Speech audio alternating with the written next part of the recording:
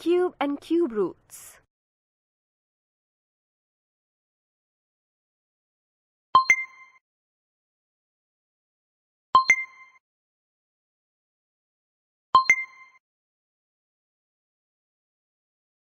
In the previous sessions, you have learnt about cube numbers.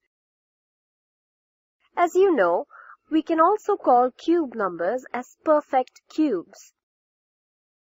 Here we have cube numbers or perfect cubes of first 10 natural numbers. If you're given a number, how will you find whether it is a perfect cube or not? We can decide whether the given number is perfect cube or not by looking at their prime factorization. Can you tell what is the relation between prime factorization of a number and prime factorization of its cube? Each prime factor of a number appears 3 times in the prime factorization of its cube. So if we are asked whether a number is a perfect cube or not, first we have to see the prime factorization of that number. Let us now learn about it. Let us consider the number 216. Is it a perfect cube? Let us find out. Let us find the prime factorization of 216. We get 216 equal to 2 into 2 into 2 into 3 into 3 into 3. Observe that the prime factors 2 and 3 appear 3 times. Thus, they can be grouped in triples.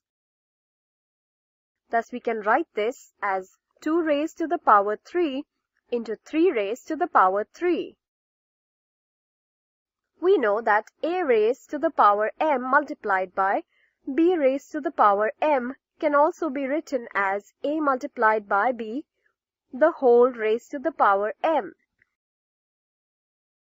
So we can write 2 raised to the power 3 multiplied by 3 raised to the power 3 as 2 into 3 whole raised to the power 3. That is equal to 6 raised to the power 3, which is a perfect cube. Therefore, we can conclude 216 is a cube number or a perfect cube.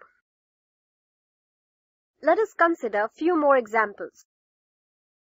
Is 1000 a perfect cube?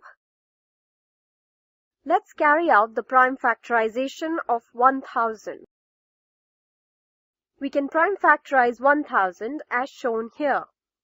Thus, prime factorization of 1000 is equal to 2 into 2 into 2 into 5 into 5 into 5. Observe that the prime factors 2 and 5 appear 3 times. Thus, they can be grouped in triples. Thus, we get 1000 equal to 2 raised to the power 3 into 5 raised to the power 3.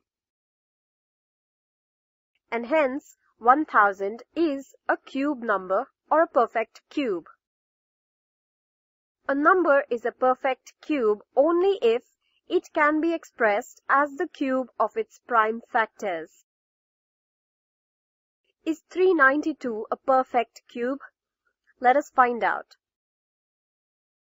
Consider the prime factors of 392.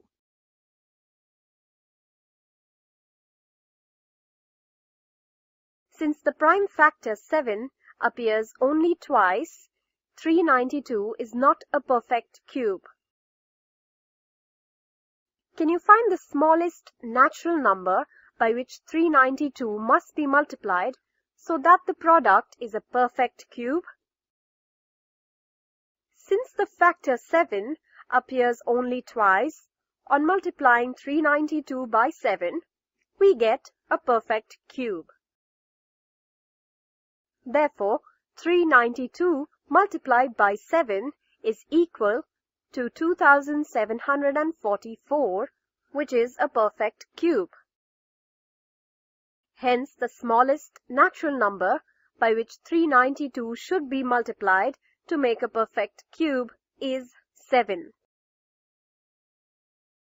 Is 6655 a perfect cube? Let us find out. Consider the prime factors of 6655. Since the prime factor 5 appears only once, 6655 is not a perfect cube. Can you find by which number should we divide 6655 in order to get a perfect cube? Observe that on dividing the number by 5, we get a perfect cube. Hence, the smallest number by which 6655 should be divided to make it a perfect cube is 5. And the perfect cube we obtained is 1331. Summary. Let us summarize what we have learned. A number is a perfect